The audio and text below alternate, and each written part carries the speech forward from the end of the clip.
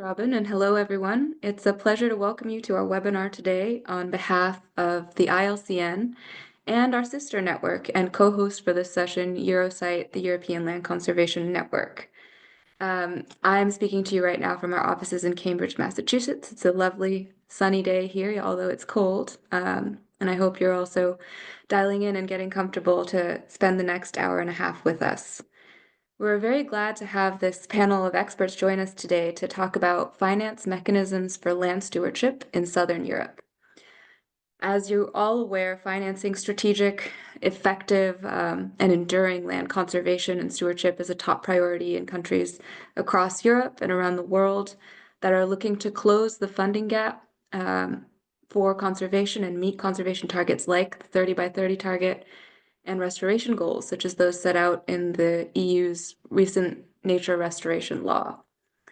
And though that funding gap for conservation persists, private finance for nature especially has surged in recent years, and the speakers joining us today will share just some of the ways in which their organizations are working and building capacity to meet the opportunities of the moment through new finance mechanisms and approaches. So without further ado, let me introduce our moderator today, ILCN Steering Committee member Angelo Salsi, who will chair the panel.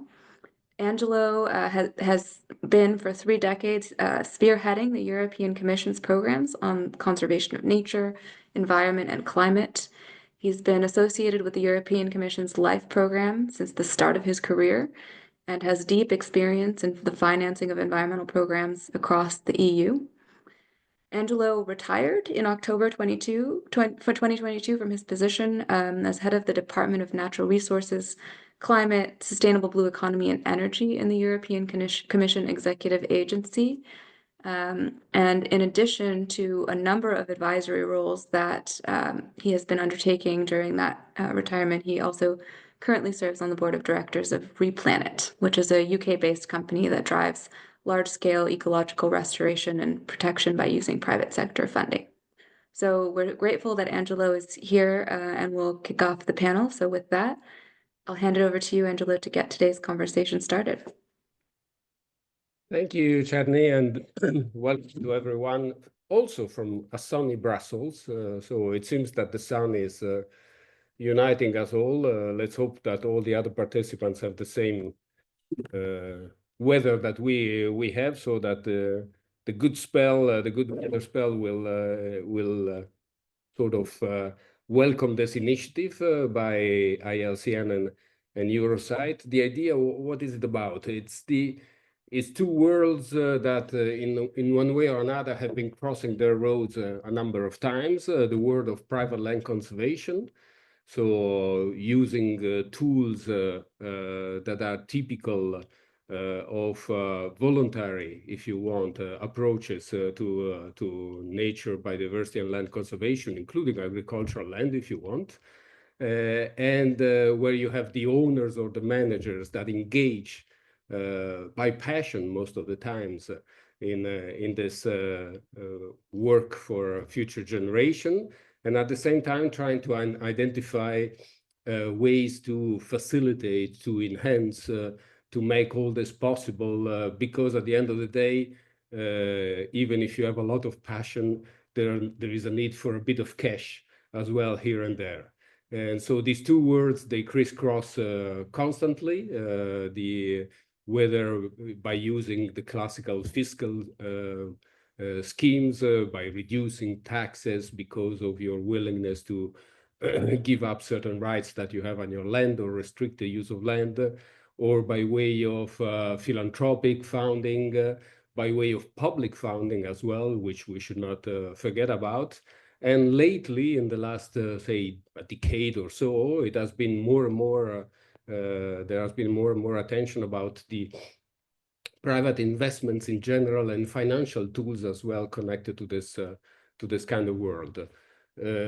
Obviously, private investment and financial mechanism for investments, whether these are payment for ecosystem services or nature or biodiversity credits or carbon credits, there are a number of those kind of products and even commodities nowadays. They are not there only for private land conservation, but they could be a very interesting element.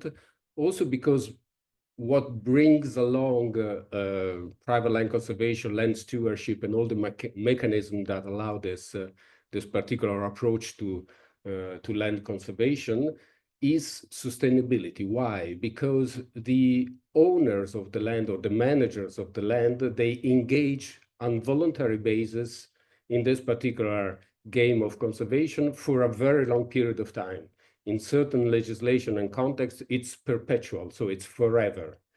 If you have an investment, whether this is public or even more if it's private, usually who invests requests a certain guarantee that you have a result, but also that the result is sustainable in time. So the two elements together, they tend to reinforce mutually. So the private cash allows things to be done and achieved, maybe upscaling them or replicating and so on, while the engagement in the land stewardship mechanism allows for a certainty that the money that is invested is not lost because of the long, even perpetual mechanism of legal security that frames that kind of investment. So they seem two worlds, but in reality, they need each other. And if they work nicely together, they can reinforce mutually each other exponentially. So we have a couple of the best experts around on these two particular subjects. On the one side, Vanessa Sanchez, who will speak right after Victor Gutierrez. So Vanessa has been in business for a number of years now. She has been in the biodiversity, in the Fundación Global Nature since 2002. She's an environmental science by training, and she has been working mostly on wetlands and sustainability in agriculture. She has been leading or participating in several life projects. You will see during the whole discussion that life pops up here and there constantly. So this is Vanessa, who will speak as right after Victor. She will bring us in the world of carbon credits, in particular in the ecosystem, in the wetlands ecosystems in the Mediterranean area. Victor, just as well as Vanessa, marked by a number of participation in I don't know how many life projects. I mean, these people probably like me, they tend to go home and bother the pest, their whole family talking about life program. And Victor has been working for some 20 years now for the Biodiversity Foundation in Spain, which is a public foundation in this case. And he's the lead of a team busy on the restoration side of the story. And Victor will speak instead specifically on land stewardship schemes. So I'll leave the word to Victor to start us off in the magic world of land stewardship.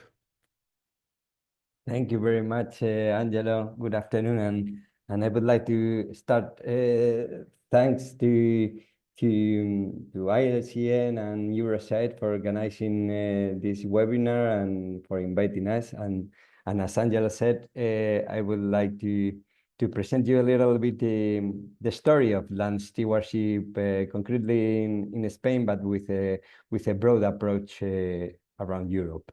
Let me share with you my presentation. I hope you can see it. Okay.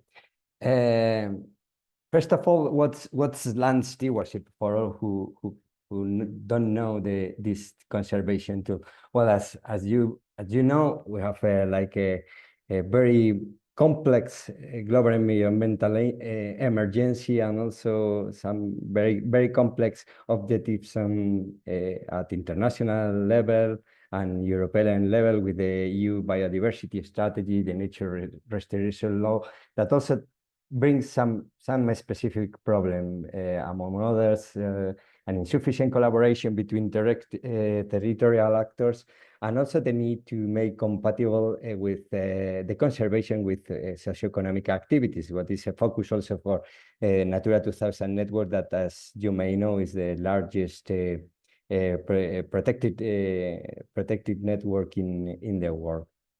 And therefore, there's a need to improve environmental governance. And that's where land stewardship brings probably a very interesting set of strategies to improve this environmental governance. In the practice, what is land stewardship? Well, it's a set of strategies that trying to foster voluntary agreements, and I want to highlight this aspect of voluntary that brings on one side private or public landowners and land users, and on the other side, non-profit organizations that could be NGOs, universities, municipalities, and many other entities. All of that to sign or to produce agreements for the conservation and sustainable use of natural, cultural also, and landscape values all over the territories. There's in the practice there are a lot of types of agreement that depends on the commitment of the land stewardship organizations and also on the participation of the landowners, and that comes from what is called non-agreement tools that can be just to do some activities in concrete lands, passing from management support, that is the case where the landowner keeps the management of the land but brings other entities to help with the management of the land. Therefore, there are also possibilities for the management transfer where the land stewardship commitment is bigger, but the participation also is lower through land stewardship rights, lease sessions, and other tools.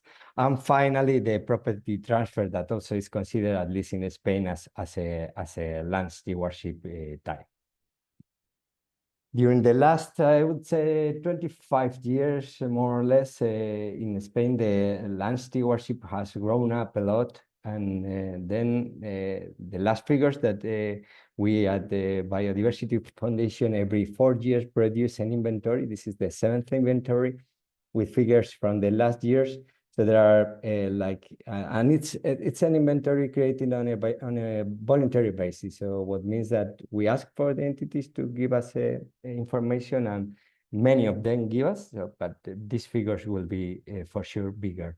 So there are in Spain like around 260 entities with more than 4,600 agreement that covers around 700,000 hectares, more or less half inside Natura 2000 sites and the other outside it. Talking about the typology of the entities that signed this voluntary agreement I was talking of, there are like 80% more or less of non-profit organizations, but there are also an important number of public entities involved as land trust or land stewardship entities. Talking about the property, more or less 80 is private and little bit less public or communal. And about the funding, there are like a mix of private, public, and mixed funding on this. Some examples, for example, on land stewardship agreement in Spain, that you can find many of them as you saw in the figures, but there are agreements, for example, for the conservation of the bearded vulture between a land steward, an NGO, and a public landowner, that in this case is a council. And there are also other agreements with local associations and local farmers, and there are many types of example, on different entities, also businesses and public and private entities covering these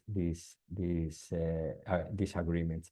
And I wanted also to point it out, as Angelo said, that many of them has a very long duration. In those cases, for example, one of it is 10 years duration, and the other one 20, 30 years duration, what brings a very important opportunity to preserve nature conservation in a long term.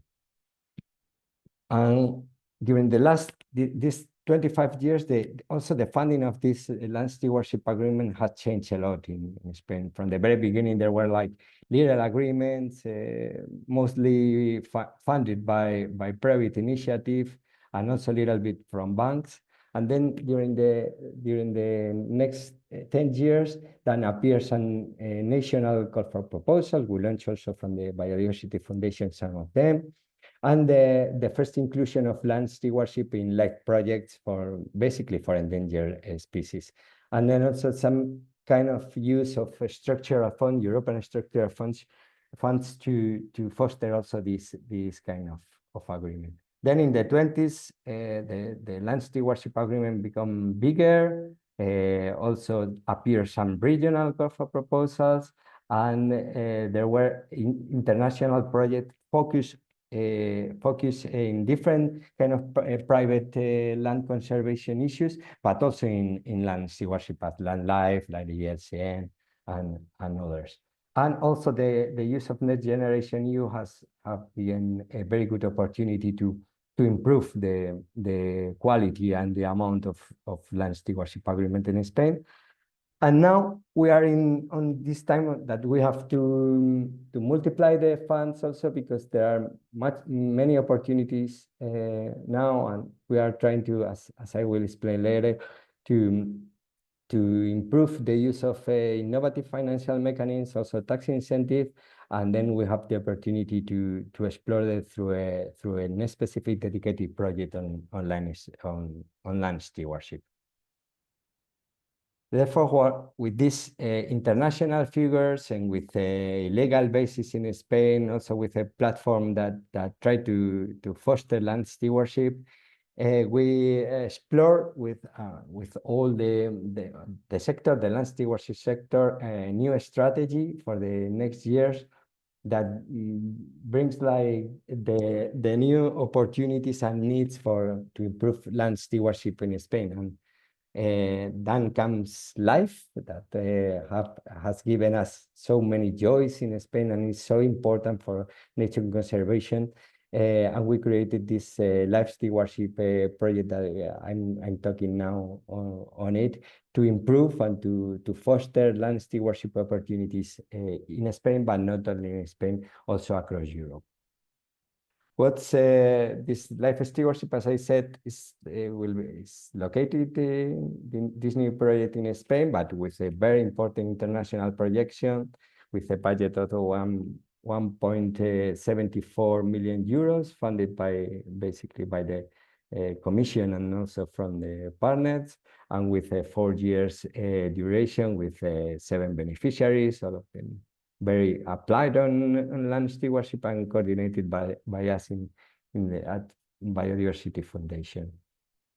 And the main objective of the project is trying to foster this collaboration between private sector, public administration, NGOs, and create alliances to improve land stewardship opportunities, and all of that under the European strategy, and for sure with all the opportunities that comes also with the nature restoration law it's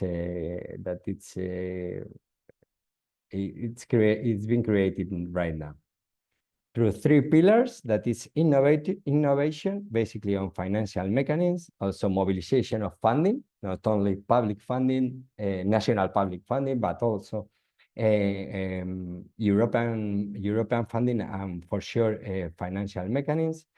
And the 3rd pillar of the project will be internalization, all of that with like 3 transversal lines or pillars that will be transversal training and capacity building, an advisory service office to improve the opportunities also, and an important focus also on policy outreach at EU level.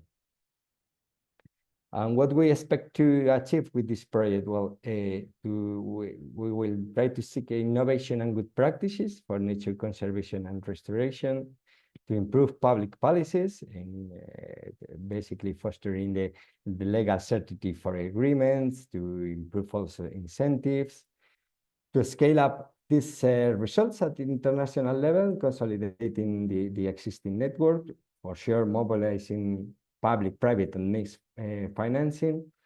It's very important also to improve the quality monitoring and evaluation of the agreements. I always say that land stewardship is not the end of the road. It's just a tool to the main objective, that is trying to improve the nature conservation in Europe and across the world, and restoration now. Also to foster the public and private social collaboration, focusing in the engagement of the private sector that now has a lot of interest on this kind of initiative, and also improve capacities, communication, and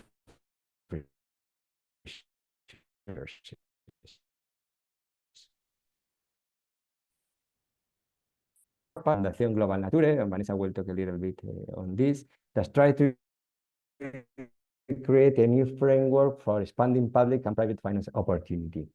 And therefore, we are going to explore the possibilities of offset measures for that.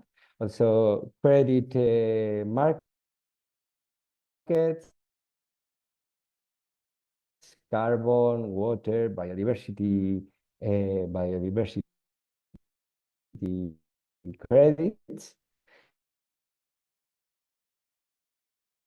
financial measures as can be what we call demonstrative lighthouses, that will be nature conservation or restoration project, mixing businesses, NGOs, public administration, and with these expected results to have at least 25 projects that can illustrate in different type of habitats, and with the conservation of also of species, a new way to use financial mechanisms for land stewards.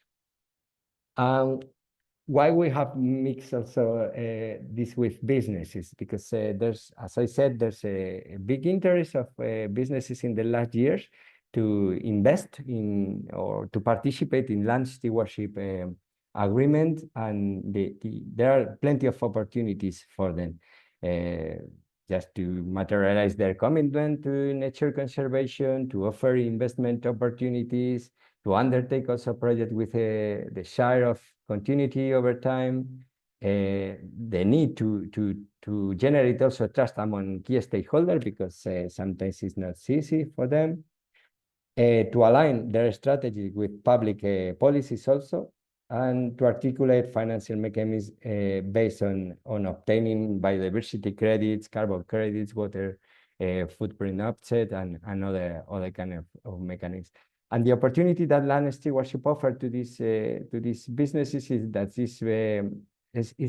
its versatility, because that permits that the agreement and the specific action that are registered in these kind of agreements can fix very well with their needs or their objective and possibilities. So it's a very good way to make to produce agreements in a proper way for the opportunities to the businesses, but also for the needs of nature conservation and restoration.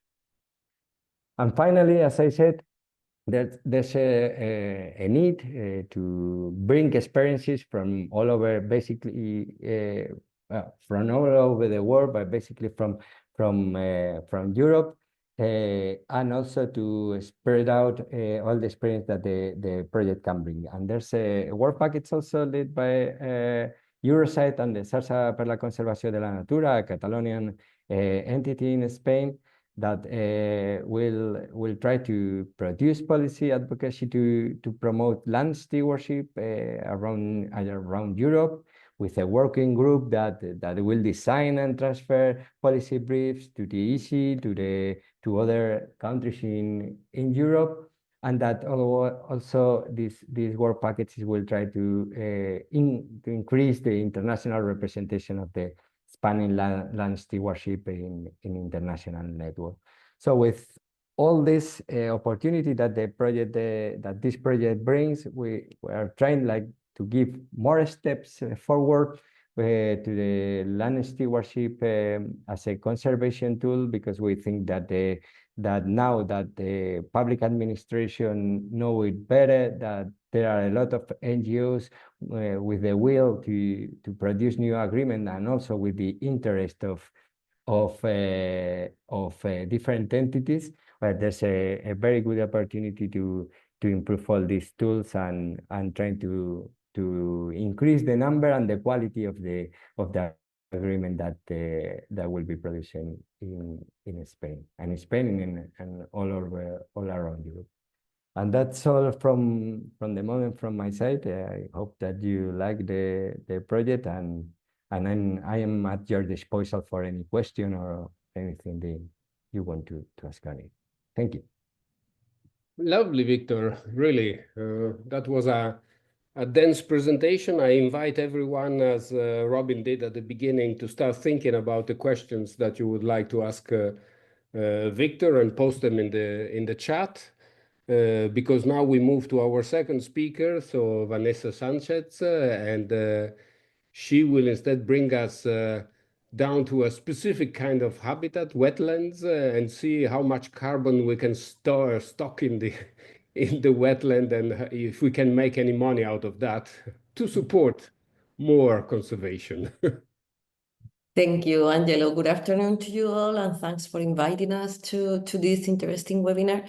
I'm going to share my screen. Okay, can you see it now? Yes, perfect. Yeah, perfect. Okay, so I go into presentation mode. Okay, perfect. So yes, I would like to introduce these carbon credits for Mediterranean wetlands, and we are just telling you into this life stewardship project that is just beginning recently, the results of a live project that has recently ended at the end of 2024. And well, who we are in the first point, we are a Spanish private foundation, Fundación Global Nature. And we have been working for the last 32 years, mainly in wetlands conservation and in agrarian sustainability too. And our main goal is to restore landscapes and protect biodiversity through alliance with different stakeholders. And in this Life Wetlands for Climate project, that it was an EU-funded project that finished at the end of 2024, our main goal was to restore Mediterranean wetlands as carbon sinks, but of course enhancing biodiversity and water resilience. And we didn't do it alone. Of course, we coordinated the project, but we had into our partners to the Universitat of Valencia with the Instituto Cabanilles, who made all the scientific research into the project. Why did we decide to work on Mediterranean wetlands? Well, these are one very damaged ecosystem and threatened, as you know. And since the 70s, natural wetlands in the Mediterranean region have declined by approximately 50%. And that's why we focus on this habitat. And even because, sorry, in this ecosystem, because we knew, thanks to the scientifics, that Mediterranean wetlands are crucial carbon sinks, and they have significant potential in the mitigation of greenhouse gases, but when they are well preserved. But if they are in a poor conservation and there are bad management practices, they can convert into net carbon emitters. And this is one of the main issues that made us go and try to work on Mediterranean wetlands, or at least try to measure what was going on the climate change from the climate change point of view. And to be honest, I'm not going to lie you, we used to restore wetlands and to work on that, our foundation. But at some point, we saw that we should focus on what was going on regarding climate change and carbon balancing in this kind of ecosystems to try to look for new financial mechanisms to restore wetlands. Even more, we know that these are underutilized ecosystems compared to forests. And of course, we know they have several ecosystem services, or as they call it, co-benefits if we are talking about voluntary carbon markets. And these services are, of course, as we all know, biodiversity, water quality, and climate resilience. And then we began this live project together with this team from the University of Valencia. And our main key results achieved during the project were that we first began to work in 10 pilot wetlands in coastal, saline inland, and freshwater inland wetlands. And in all these 10 pilot wetlands, we made, together with the university, these direct greenhouse gases flux measurements, or the measurement of the carbon balance of different management and restoration actions as the most reliable by now MRV method, monitoring, report, and verification method. And our university was making these plots, you can see at the left of the slide. They made different plots where they were measuring these carbon balances in control plots and in plots where they were executing these management actions. And of course, we too made during the live project these management and restoration actions at a very big scale, just to be sure that these actions that we know now that they have a positive result on the reduction of emissions or as a carbon sinks, but of course they don't damage biodiversity, and we were too making measurements from a scientific point of view to be sure that all these actions were positive for biodiversity, increasing the state of conservation of the habitats. And these actions are mainly vegetation management actions, like mowing of helophytes with amphibious machine, like plantation of macrophytes, like extensive control livestock, mainly with sheep, like mowing of helophytes with tractor, or in all the cases, all the vegetation we are extracting, or the biomass, must have a secondary use, and that biomass must be shredded, and they are used by the farmers in the the farms in the surrounding of the wetlands as in different ways, as bed for livestock, as fodder, as mulching, as organic fertilizers too. And other kind of actions we were proving and implementing were soil management actions, like stripping, the upper sediment removal, like mudding, and water management too, rewetting and natural hydrological rain. And well, these are the main scientific results regarding the carbon balances. There is a lot of information in this slide, so I'm not going deeply on it, but you will have it, and it's all published. And what we saw is that all the management actions, thanks to the scientific results, and we have different scientific articles already are on review in different magazines, scientific magazines, by peer review. Well, the management actions on vegetation, you can see here in this graphic that these bars are the amount of tons of CO2 equivalent per hectare and per year that these management actions result after being implemented in different kinds of wetlands. Blue are coastal wetlands, green are inland non-saline or freshwater wetlands, or inland saline wetlands. And we can see through the results on the actions on the ground. And just to let you know, some data are like the most efficient actions from a mitigation to climate change point of view are those actions that means the mowing of reeds in low flood conditions, and they can remove up to 24 tons of CO2 equivalent per hectare and per year in coastal wetlands, and up to 38 tons of CO2 equivalent per hectare and per year in saline inland wetlands. These are very interesting amounts of CO2 equivalent that we can reduce. Well, with all this information during the LIFE project, we developed a methodology for the reduction and compensation of greenhouse gases emissions with the management of and restoration of Mediterranean wetlands. And you can find the different publications in our website. I leave you there the information. And here you can find how to go ahead with a project that you want to implement in this typology of wetlands. What work well and what work and which challenges must we focus on in the following months or years? Well, from the methodology development point of view,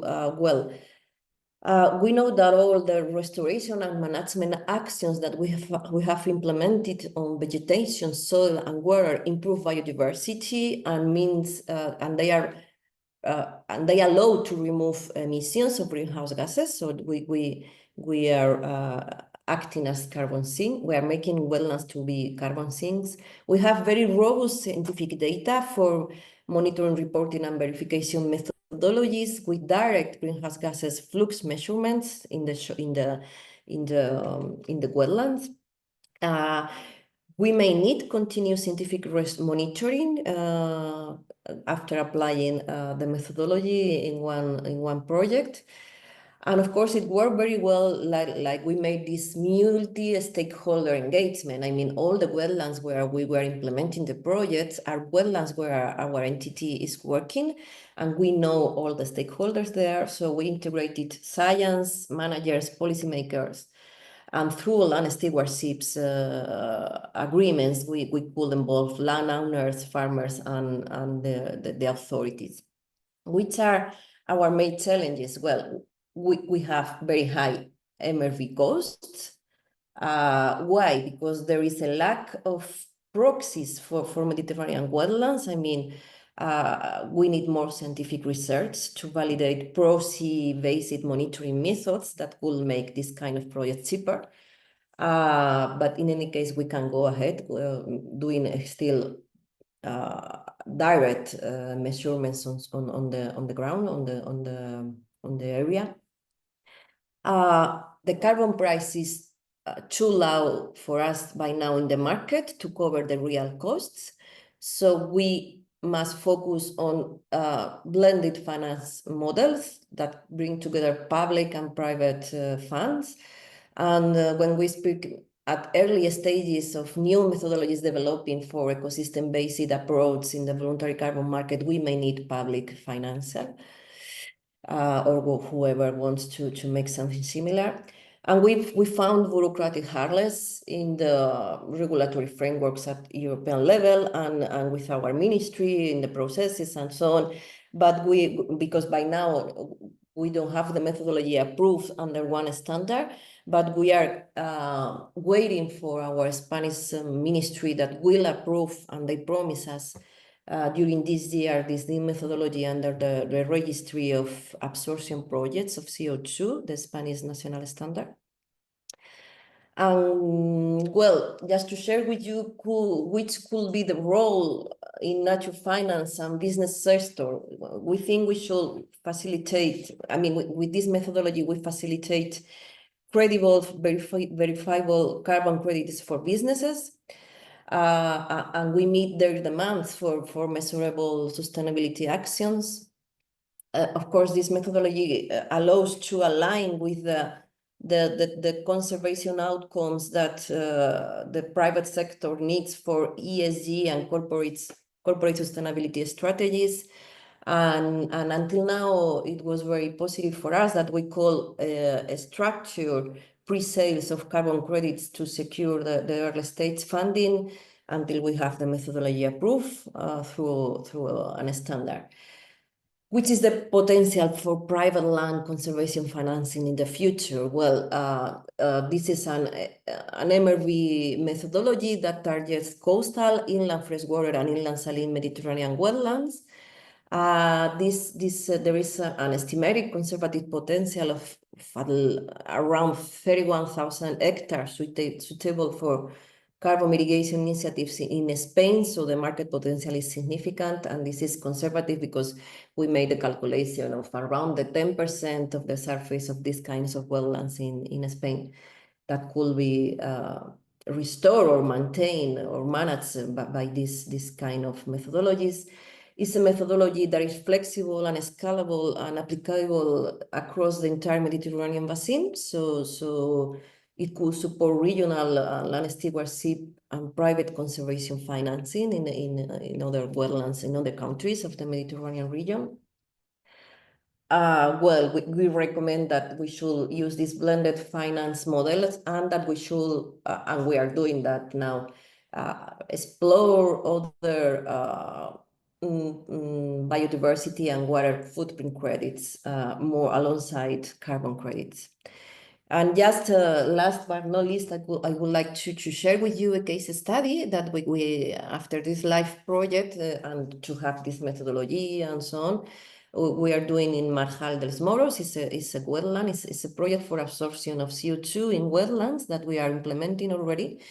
And this is located in the east of Spain it's a coastal wetland in community of Valencia, in Valencia province.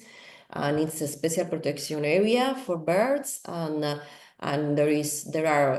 it includes habitats of community interest like 1150, 1410, and 7210. And there is the benefited area is around 300 hectares of coastal wetlands, where we are going to implement in 75 hectares the different actions, this kind of management actions. We have estimated and avoided emissions where we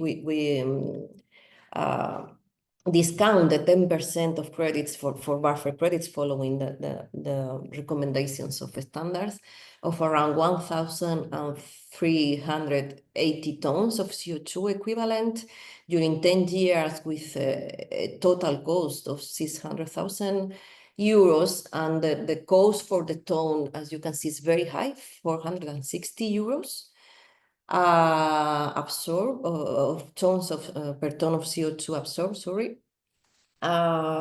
This is a high price because it's now a very small project, and we are still trying to get the methodology approved under a standard, but probably it could be cheaper in the following years, but by now it's like this. Why is it so expensive? It's because of the MRV costs, as I told you before, and it's because even more we must focus on the idea of these co-benefits or other ecosystem services. I mean, we are not, when we speak about restoring ecosystems, we must avoid the carbon tunnel vision, and we must put on the table or let business know that these restoration projects bring other co-benefits very important, like biodiversity. And in this case, we will improve 250 hectares of habitats of community interest, like health or for people and for the planet. And through this project, we will create between 10 and 15 direct and indirect jobs, and we will benefit at least 5 local farmers. It allows an efficient water management with around 100,000 cubic meters of water benefited of this kind of actions, and adaptation to climate change, and of course it's kind of circular economy. We implemented land stewardships with agreements with different stakeholders. We cooperated with regional authorities, and we pre-sale already carbon credits to 4 private companies, and until now we have got around the 35% of the financing we need for the next 10 years. So we expect to get more finance, and the local stakeholder involvement is very interesting too for the livestock communities. And our next steps will be, of course, to try to scale up this methodology across Spain and Southern Europe, to overcome these MRV cost barriers through shared networks and frameworks, advocacy to improve policy and financial mechanisms, and to get this methodology approved under one standard.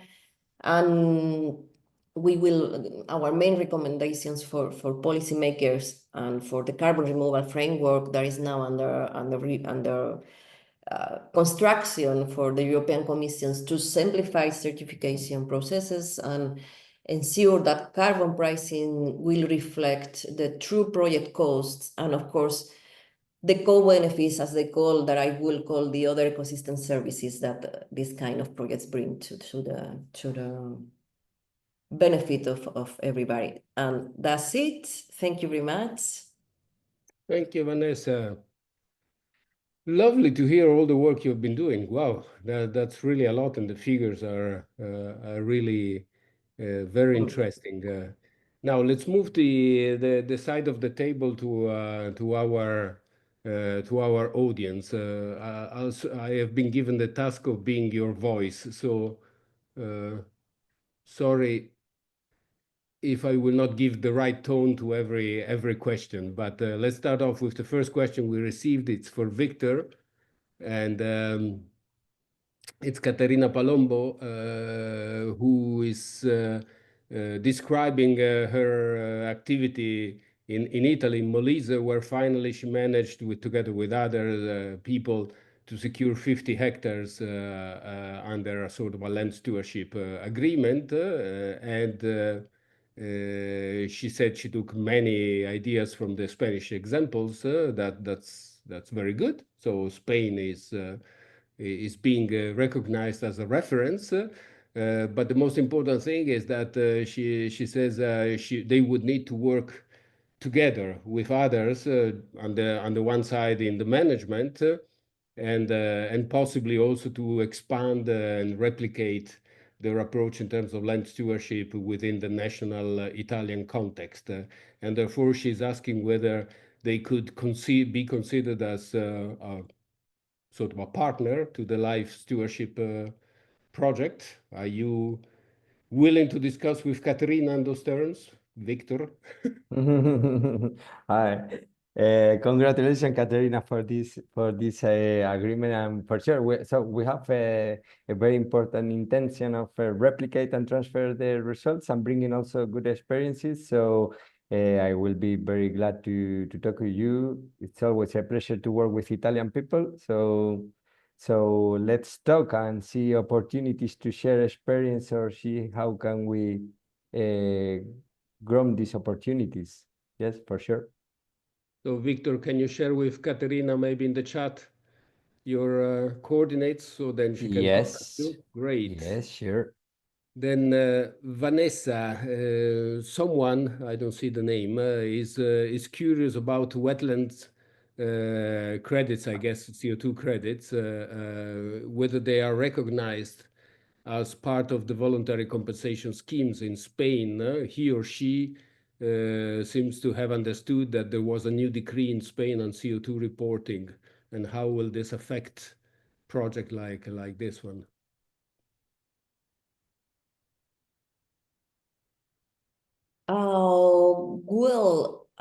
No, I don't think there is a decree in Spain on CO2 reporting. In fact, this week, I think it was the 18th of March, last week, the Spanish ministry approved a new decree.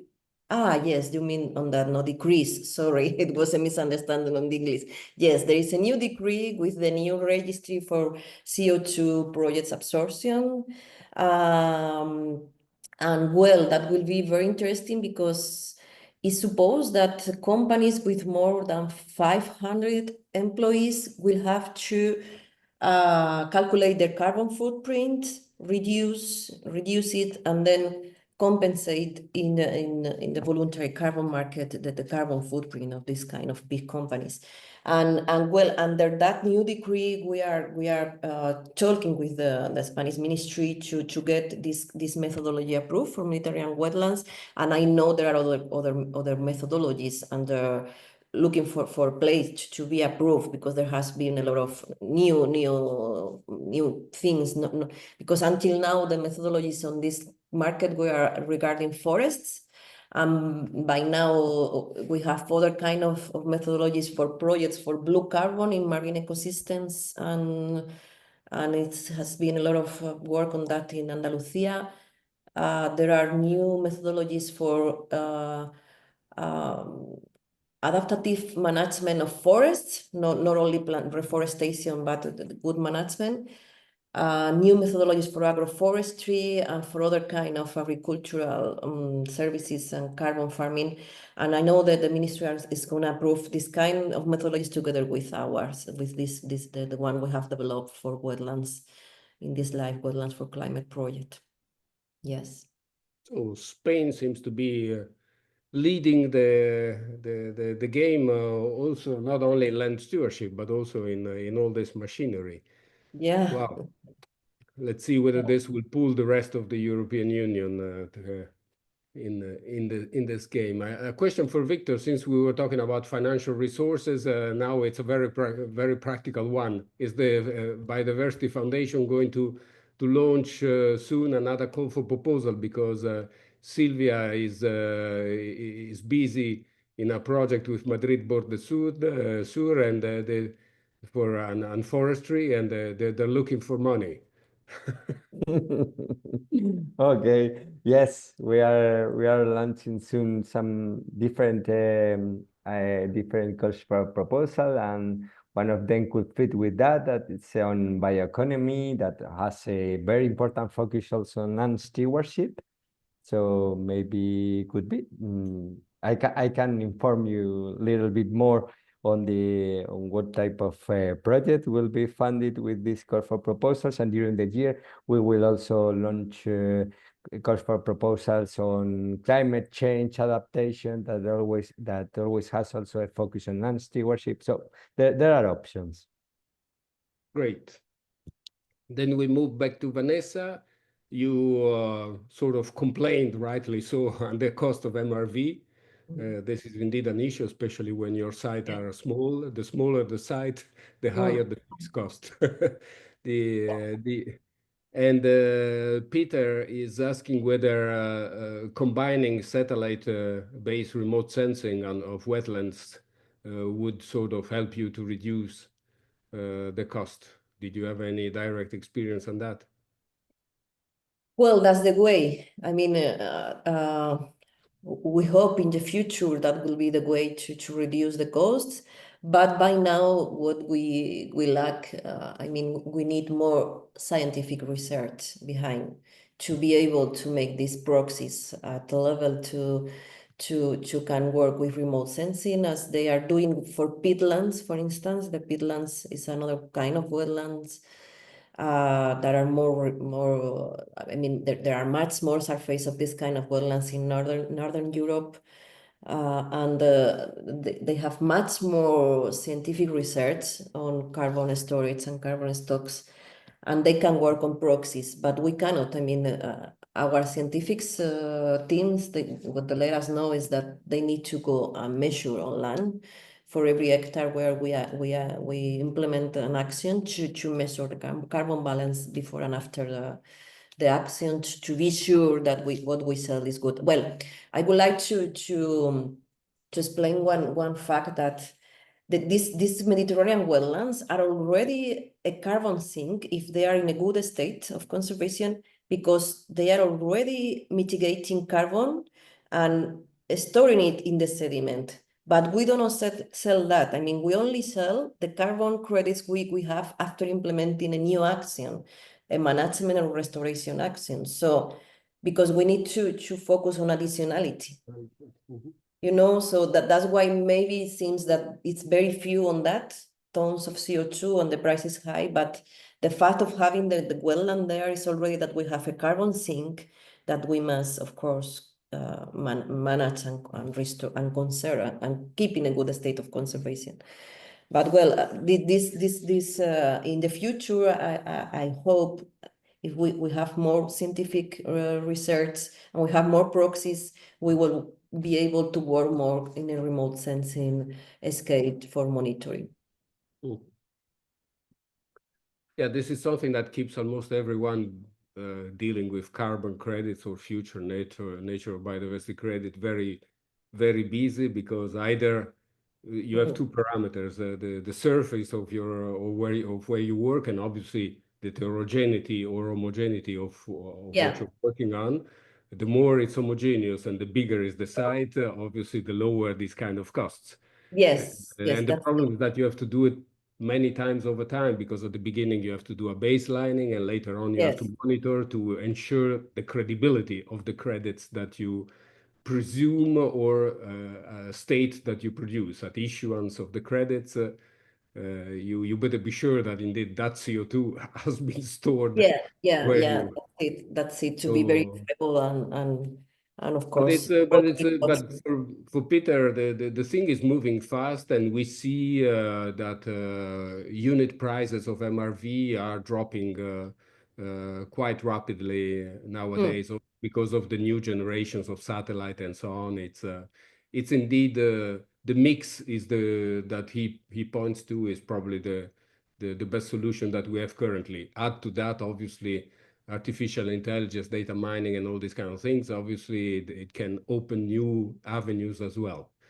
Then again, apparently it's for Vanessa, this question, but I wonder whether my old friend Joseph van der Stegen wanted also to ask the same question to Victor. But the question reads, could you expand on the land stewardship agreements that were signed with the landowners? What convinced the landowners to engage for a long period?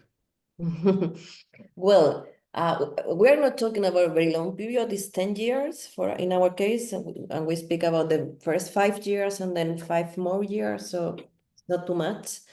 And well, I think you must build a relationship with landowners. I mean, we don't go and arrive to a place and say, we're going to restore this wetland, hello, and then we leave and disappear. I mean, we used to work in areas where we have staff working there that knows the people, that knows the landowners.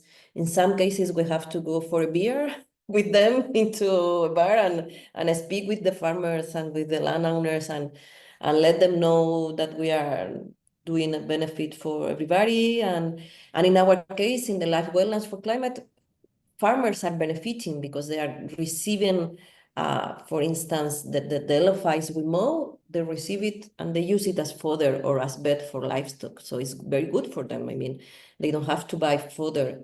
I think this kind of actions we used to make them, for instance, in Palencia, in Tierra de Campos, in the wetlands there, 10 years ago, it was difficult to find farmers to engage and to get the LFIs for fodder. But since the prices have increased, the fuel prices in the last year with crisis and so on and so on and so on, now they are coming to us to ask for this kind of biomass and material. I mean, they want it. They want the products of the farming area, and regarding their lands, that they used to agree on the agreements. Other thing is that if we are speaking about rewettening, that we made that in a large scale in the project. In one pilot wetlands, we rewet one area that used to be agriculture. And those farmers were getting old, and I mean, they were retiring, and they decided to make an agreement to rewet their area. But in that case, it's difficult, and we have the problem of the cap payments. I mean, if you rewet one area, then they lose the cap payment, and they don't want to lose that. Also, if they are retiring and abandon the land. So there we have a small something we are trying to advocacy at different levels, but it's not so easy when we are speaking about cap payments, as you must all imagine. And well, because if you make an agreement with them to re-wet, it will be for a long period of time, then it will appear an habitat of community interest, it will be a surface protected, and farmers don't want to go ahead on that. I mean, they say, I don't want to lose my land, it's mine, and even if my sons or great sons won't do it anymore, they don't want to go on that scheme. So we need to go on the CAP and see if we can push on the direction to resolve this kind of questions. Great. I would add, Angelo, that I Go. think that there are as many reasons as person are or as owner are, because some of them look for security, some of them want trust on the land stewardship entity, but there are also reasons to establish long-term agreements because they produce like slow growth production, like forests, and sometimes also some of the lands are very abandoned, so the owners want to have it in a better condition, and then they don't want them for anything else, and then sign agreements in the long term. So, and sometimes, for sure, there are conditions also from the land trust project. So, I mean, with for example, with the LIFE project, so we established not to sign agreements in a short time, but in a long term to receive some kind of support to manage the land. Yeah, if I may add, whatever the reason that drives the landowner to sign in, at the end of the day, the major vehicle is what we call trust. Not by hazard. In the US, they call the entities that sign the deal, the contract, let's say in the US is called easement with the landowner. They call them land trusts because they represent two sources of trust. Trust vis-a-vis the public, which acknowledges a certain fiscal remit to these landowners because they decide to reduce the rights that they have on their land. And therefore, the land trust represents, if you want, the public, the society at large, to make sure that indeed what is written in the contract is then implemented in the long term. And trust, and this is the most important part, vis-a-vis the landowner themselves. So what Vanessa said, sometimes it's years of work and investments that you have to build before anybody even considers signing a piece of paper, even for 5 years. Obviously, the longer the period, the more the trust element. And also the mistrust, because some of these owners, they tend to mistrust their heirs. So their sons, daughters, or nephews. So they don't want them to harm the land that they give it to them. So that's why they get into the deal. But let's move now back to the question. We have a ton of them. I don't know whether we'll manage on time.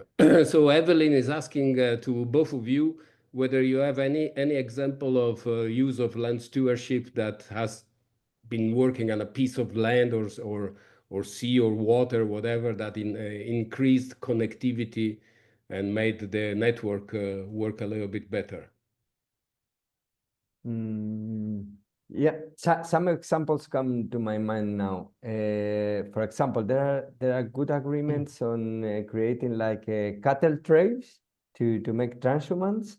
There are some associations in Spain that have created those kind of different agreements that create connectivity between population, and also there are some good ones regarding the brown bear conservation in Spain, because they have created like a corridor doing a land stewardship agreement to do plantations and like breaking or bringing the connectivity again to this population, trying to connect the two population of brown bear in the northern Spain. Yeah. So they're a good example of that. Vanessa, any example? Well, let me think. We are now working not in this live wetland for climate project, but in extensive grazing projects. We are working a lot with how do you call it? Pastores, pastor in English? with Sefer. Shepherd. Yeah, Shepherd. There are making agreements to bring their ships to make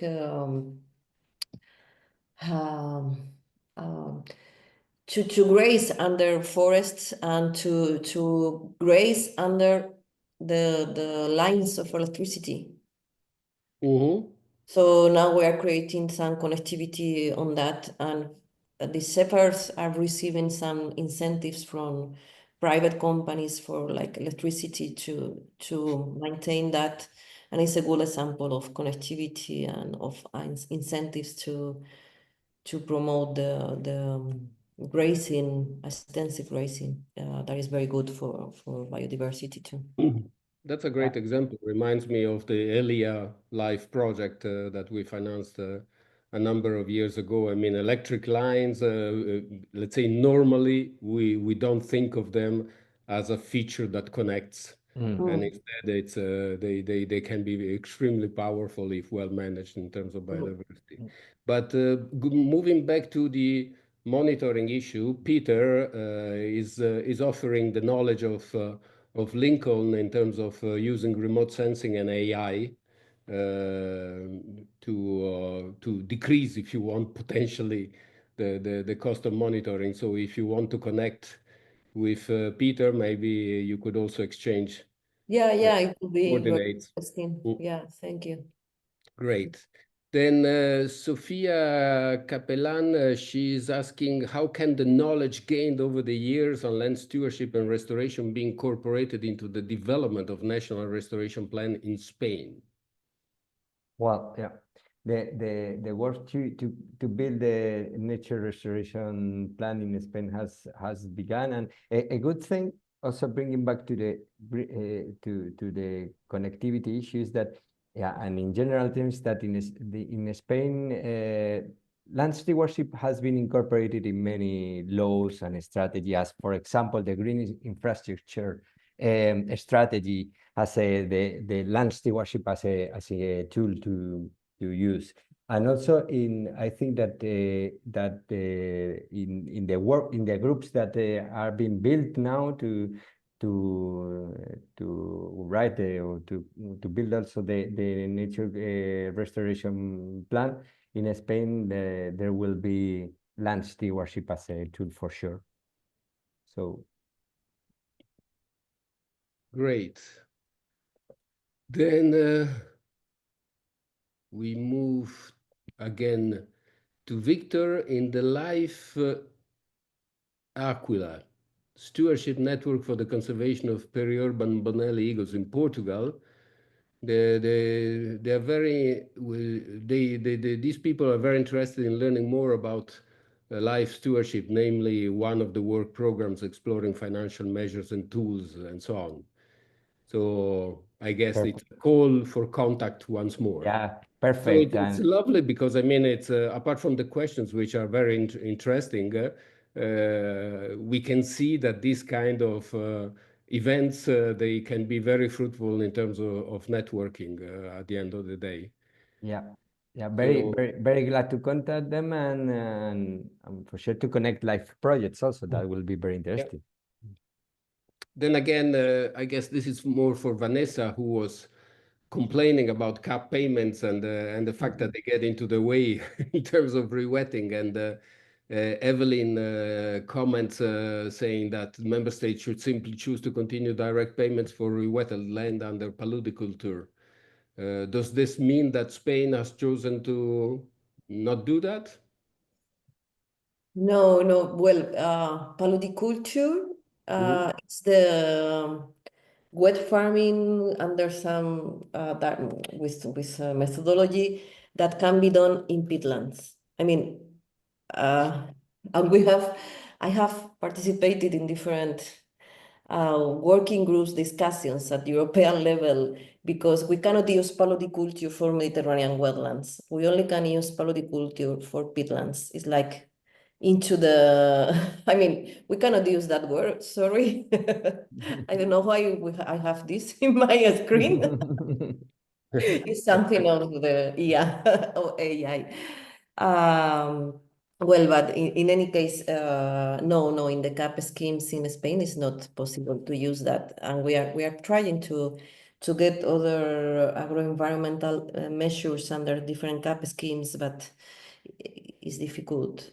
Until now, we have nothing more than the GAEC 2 regarding wetlands, and we could get in the last reform of the CAP, that's this GAEC 2 into the cross-compliance measures that included that wetlands or peatlands couldn't be drained in the future, in the next years.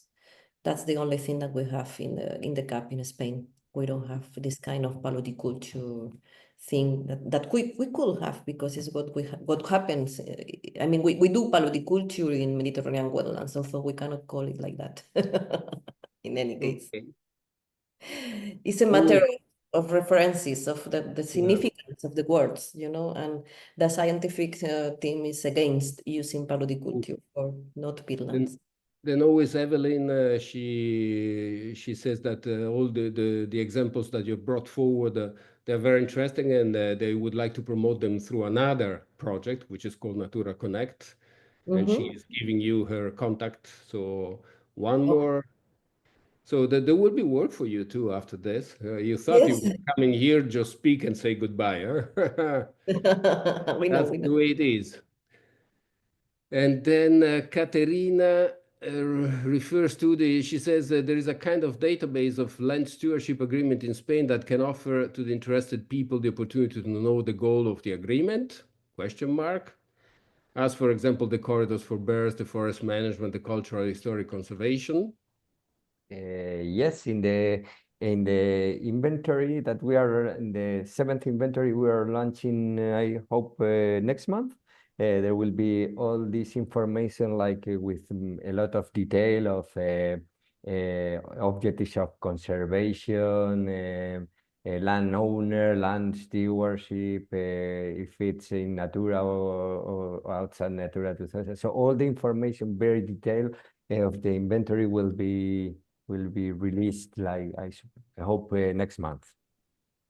Great. Then we have one last question, I think, from Guillermo, for both of you. Guillermo says that he's very interested in the long-term stewardship projects that integrate different strategies at different stages of restoration.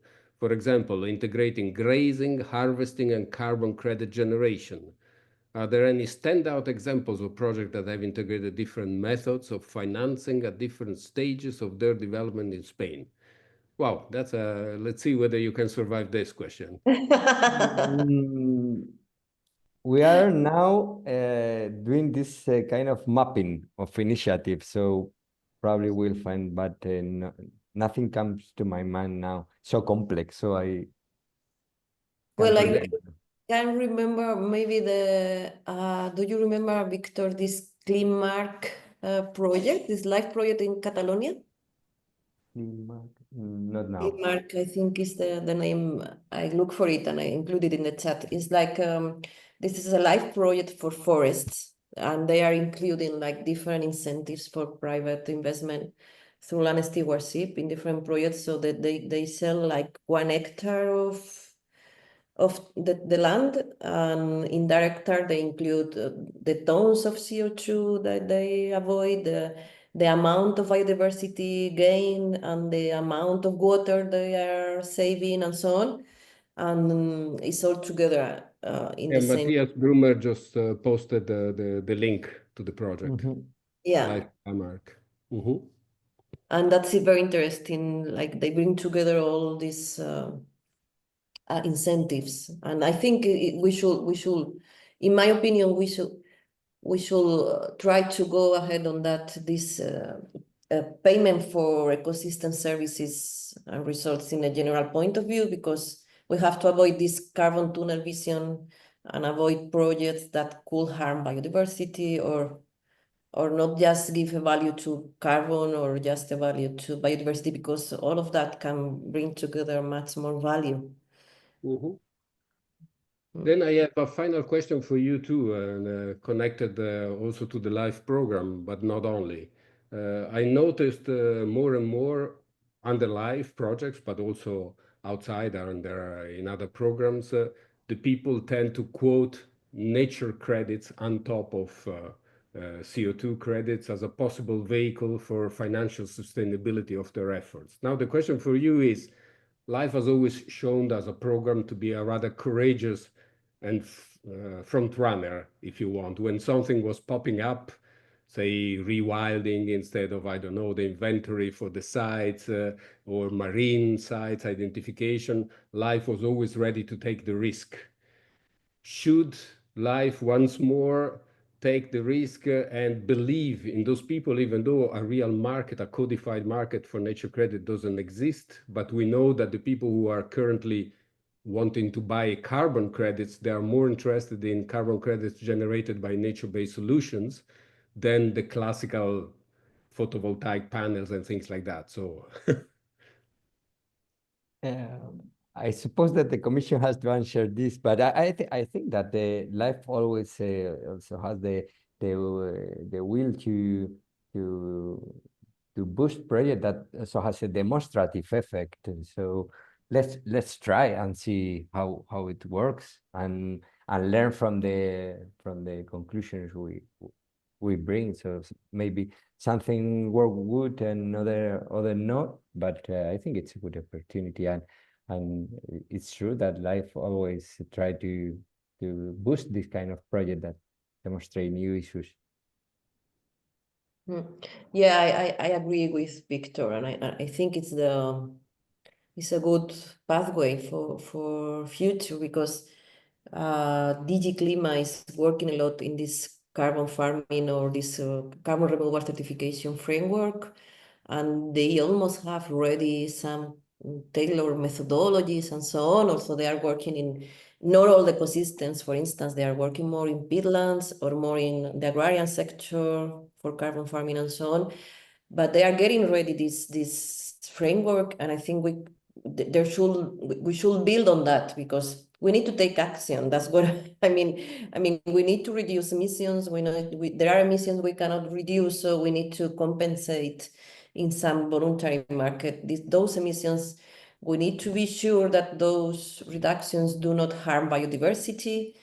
And then we can build on these incentives, that the credits that bring nature-based solutions or ecosystem restoration credits under these carbon markets, they should have a higher price if they bring nature or biodiversity gains or nature credits and so on. It's not easy to build, but I think we must go in that direction. And of course, when I speak about wetlands, we know we must restore wetlands. We know wetlands are carbon sinks. We know there is additionality on that. Maybe we don't know exactly how many tons of CO2 are on there, but we know that our scientific says this is real, this is happening. So let's go ahead, let's try to go, and then we'll see how to measure, how to report, how to verify, but don't lose time on having the best methodology to do it and wait until that to begin restoring. We need to move on. Lovely. I think we have finished our time, and I want to thank Vanessa and Victor, who did an incredible job of being able to reply to each and every question. So our speakers, as I said, they are expert, and that's what they are.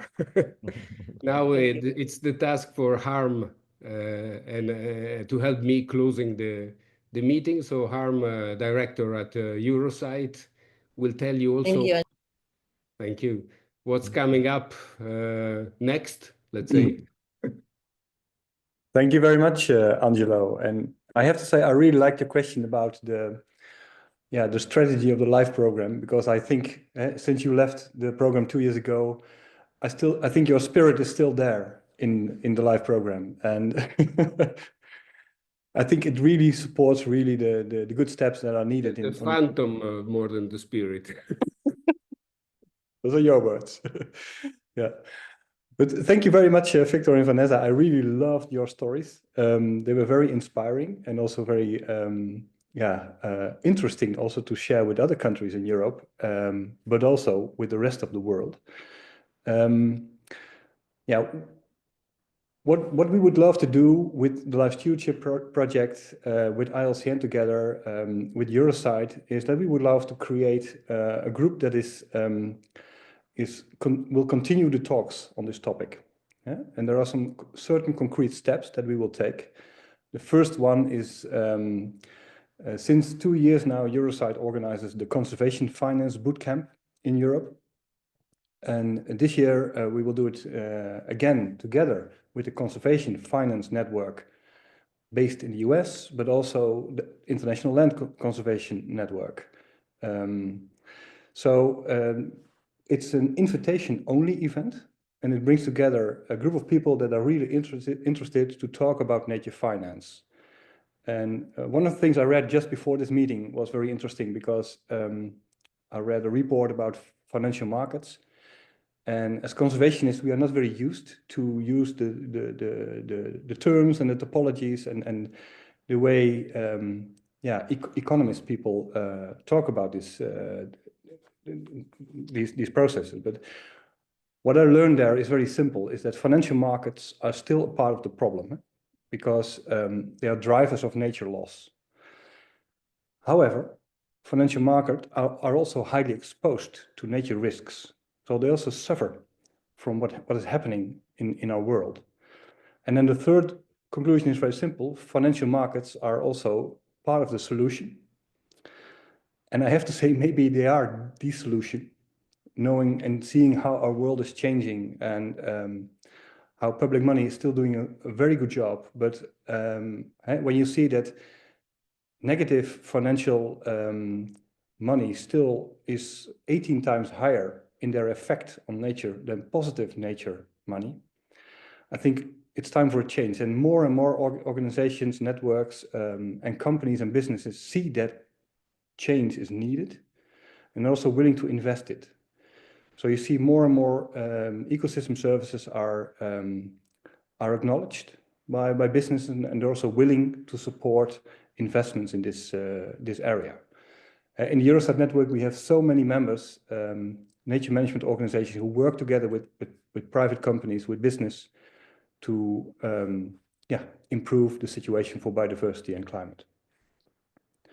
Well, if you're interested in these kind of discussions, and also to think about the potential that lies within private land conservation to support the European but also the global biodiversity strategies, you're welcome to join our upcoming events. So I would say stay close and look at the Eurosite website, for example. We will send out invitation. There's a Eurosite newsletter. One important development is that we will start a conservation or nature, I have to say, a nature finance working group. Eurosite is based on knowledge exchange. We have currently 8 international working groups with experts that are dealing with different themes. Thank you, Peter, for your suggestion on the remote sensing part. We have a working group on remote sensing that also is very interested to look with international land conservation to look into these kind of opportunities. Well, what we would like to do under the Life Stewardship project, and also in cooperation with other projects, is to start a nature finance working group. And I have to say I'm very honored, Angelo, that you volunteered to help us create this opportunity, and also to act as the working group chair, and help build this network. I'm very honored with that, very pleased. So keep an eye on any invitation that will be sent to you. So the first one is the Conservation Finance Bootcamp. There will be an open access working group later on this year, where we will discuss this working group. There will be the Eurosite annual meeting in Lithuania this year, where we also discuss these kind of issues. And I have to say, my final words, please follow the International Land Conservation Network, because without their help, these kind of developments would not be possible. Because we look not only into Europe, but we also look to Australia, to Africa, to South America, to North America, because there are so many relevant developments there. In a lot of these countries, they were always less depending on public money. I think Europe can learn from them. Thanks, Angelo. Over to you. Thank you, Harm. So you've seen that we've done a lot of networking, a lot of precious information has been handed over. Harm is telling you that we are not stopping there, we are going even farther. So there is action being taken, and it's an interesting world. I mean, we would need I don't know how many lives to do everything that we need to do, both in terms of lives, our own individual lifespan, but also in terms of lives as programs. But that's the way it is. We do the best we can. And thank you, ILCN, for co-hosting this event. And Robin and Chadney did really a great work, and everything went smoothly. We had from the start more than 80 participants, so that's a very good show up, and a lot of them good questions. I'm happy I was not the one to reply to them.